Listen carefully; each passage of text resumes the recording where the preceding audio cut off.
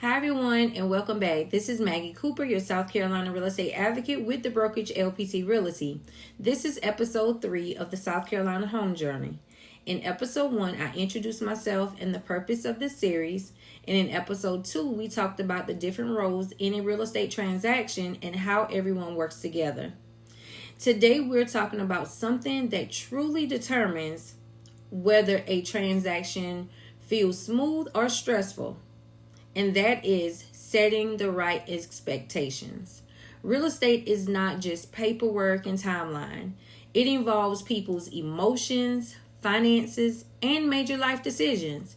So today I want to speak honestly and transparently to both buyers and sellers about what to expect and how to approach the process with the right mindset. So, first question is, why setting expectation matters? One of the biggest reasons real estate transactions fall apart isn't because someone did something wrong. It's because expectations were never aligned from the beginning.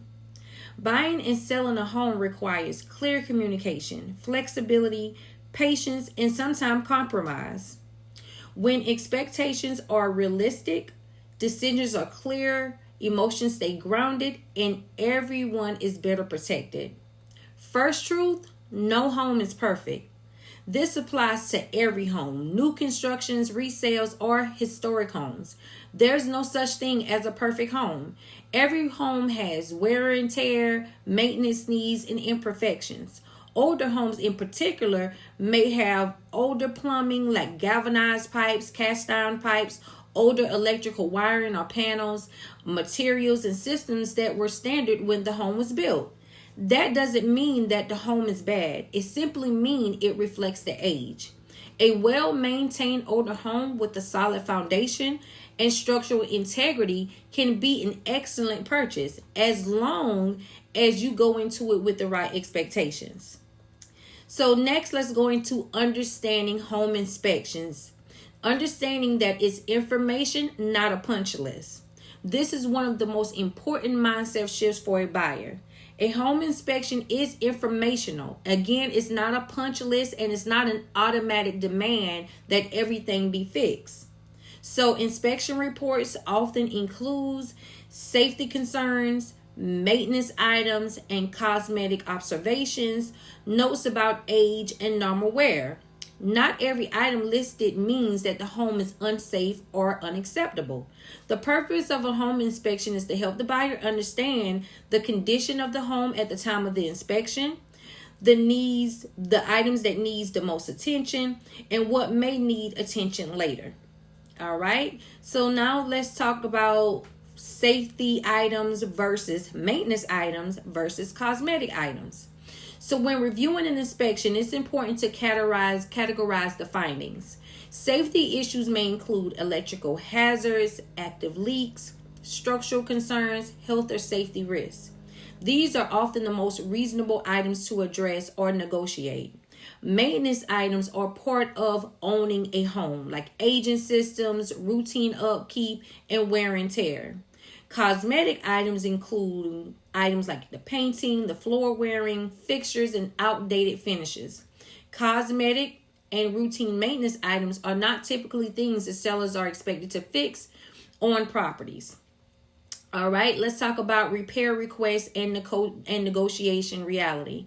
When buyers submit a repair request, it's important to understand sellers are not obligated to fix every request. Repair requests are part of a negotiation, not a demand. Sellers usually have a repair budget, a bottom line net they want to walk away with. Buyers usually have their comfort concerns, safety expectations, and financial limits. This is where compromise matter. The goal is not to win. The goal is to determine whether a solution that works for both parties. The solution may be a repair, a credit, a price adjustment, or deciding the deal is not the right fit. All of those outcomes are valid. Okay? Everything is fixable. That's the next thing I want you to understand. But is it worth it for you? Here's an important truth in real estate. Almost everything is fixable. But the better question is this something you're willing to deal with? There are times when a major issue come up on an inspection, and yes, those issues should be taken seriously. If a seller is willing to fix the issue, fix it properly, use a licensed professional, provide documentations, then the next question becomes, is this issue, if this issue is repaired correctly, would you still want the home? For example, in South Carolina, active termites are common. If you have a structural repairs that can be addressed properly. If you have plumbing or electrical issues, can often be fixed. If this issue is resolved structurally and correctly, and the home still aligns with your goal, then many buyers feel comfortable moving forward. If it doesn't, then that's okay too. This should never feel like a force. You should feel comfortable moving forward with whatever decision you guys made. Let's talk about older homes, ethical and legal expectations. When purchasing an older home, it's important to be realistic and fair. Sellers are typically not going to replace all of those older plumbing throughout the house, rewire the whole entire home for updated wiring, replace every outdated system, unless those were upgrades that was already part of their negotiation plan. Ethically and legally, sellers are responsible for disclosing known issues, addressing agreed upon repairs. When evaluating older homes, the focus should be on foundation and structural integrity, major system functioning properly, safety concerns being addressed. Many buyers should choose to plan updates over time. That's a reasonable approach when expectations are set properly. And while we're talking about older systems, there's one thing we need to talk about, because this is becoming a really big deal in today's market, and that's roofs. The age and the condition of a roof matter more than it ever has. A lot of insurance companies today are becoming more stricter. Some won't insure homes with older homes that's over the age of 15 years old. Others will insure them, but at a much higher premium. And here's why that matters. If a buyer insurance cost goes up, that increases their monthly payment, and that can directly affect their debt to income ratio. If that number doesn't work, the lender may not be able to approve the loan. So this isn't just about roof, it's about financing, insurance, and affordability all across the board. For a buyer's perspective, this is something that you want to pay close attention to early. For seller's perspective, this is something you want to be aware of because you're under contract. Sometimes during the negotiation phase, it may make sense for a seller to consider replacing the roof, offering a credit towards replacing the roof in the future, or addressing the roof related issues. Not because the seller did anything wrong, but because the market and the insurance requirements have changed. And just like everything else we've talked about, it becomes back to expectations and compromise. If replacing or addressing the roof helps the buyer secure proper insurance and move forward with financing, then the question becomes, does that make sense for both parties? And sometimes the answer is yes, and sometimes it's no. But having this conversation up front can save a lot of time, stress, and failed contracts later. That's why I always encourage both buyers and sellers to look at the roof, not just as a repair item, but as a big part of the financial picture. Let's talk about expectations as a snapshot in time. This is extremely important for buyers to understand. A home inspection reflects the condition of the home at the time of the performed inspection, not a guarantee for future performances. They can break down a week after closing, a month after closing, or a year after closing. And when that happens, it is the homeowner's responsibility. You cannot go back to the seller for issues that arise after closing if they were not present or negotiated during the inspection period. This is why buyers should consider home warranties when it's appropriate, new construction warranties, and having savings for repairs. This is all part of being a homeowner and part of home ownership. Let's talk about maintenance. Maintenance matters, especially long term. Owning a home means maintaining it.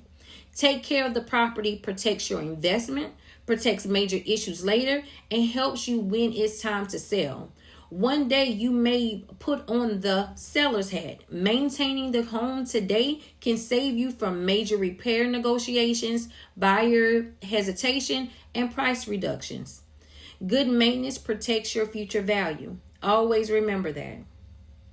So put yourself in the other party's shoes. This mindset alone saves many deals. For buyers, if I were the seller, would this request feel comfortable? For sellers, if I were a buyer, would this issue make me hesitant moving forward? Buyers want safety and confidence. Seller wants fairness and to protect their neck. Both perspectives matter in the deal.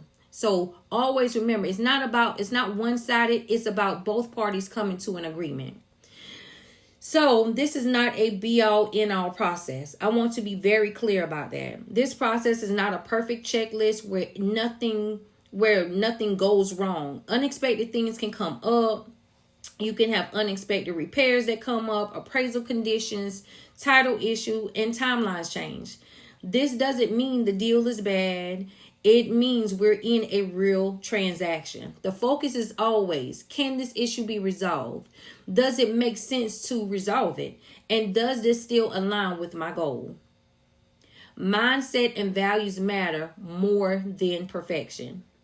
Real estate is not about perfection. It's about alignment. Alignment between expectations, budgets, conditions, timeline, and long-term goals. This should always be a value-based decision and not a pressure-based one. If it feels right, we move forward. If it doesn't, we pause or we walk away. Both are wins when they're the right decision. So let's talk about my goal in all of this.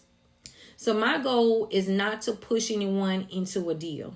My goal is, again, to always educate, advocate, protect, and guide both buyers and sellers honestly throughout their transaction. Sometimes that means moving forward, and sometimes that means slowing down, and sometimes that means a deal will fall apart and we have to walk away. All of those outcomes are okay. So with that being said, if you're thinking about buying or selling in South Carolina, especially in the PD region or the surrounding areas, I would love to help you navigate this process with clarity and confidence. If you're ready now, great. If you need a plan, that's great too. Reach out, let's schedule a consultation, and let's talk through your goals and your expectations together. Save this episode, share it with someone who needs it, and stay tuned because we're continuing to build this journey step by step. Always remember, the process is personal, but the purpose is promise. Always trust the process. Until next time, you guys.